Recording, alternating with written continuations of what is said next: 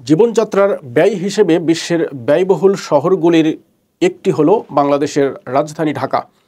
২০২৪ সালের মার্সার cost of living সার্ভেতে বিশ্বের ২২৬টি দেশ নিয়ে ব্যয়বহুল শহরের তালিকা তৈরি করা হয়েছে। নতুন এই তালিকায় ১৪ ধাপ এগিয়ে ১৪০তম অবস্থানে রয়েছে ঢাকা। আর দক্ষিণ এশিয়ার সর্বোচ্চ ব্যয়বহুল শহরের মধ্যে ঢাকা রয়েছে দ্বিতীয় অবস্থানে। এই তালিকায় শীর্ষে রয়েছে হংকং। সংস্থাটি প্রত্যেক শহরের ২০০টি বিষয়ের ব্যয়ের ভিত্তিতে এই তালিকা করেছে।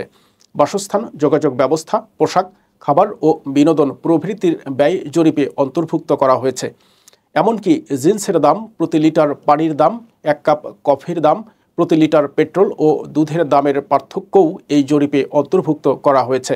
বাংলাদেশের যে অর্থনীতি, মানুষের যে গড়পড়তা আয় এবং ঢাকা শহরের যে ধরনের দুর্বল অবকাঠামো এবং বিনোদন সুবিধা, সেখানে ঢাকা যে বিদেশিদের জন্য এতটা ব্যয়বহুল হয়ে পড়েছে তা অনেকের কাছেই অবাক করার বিষয়।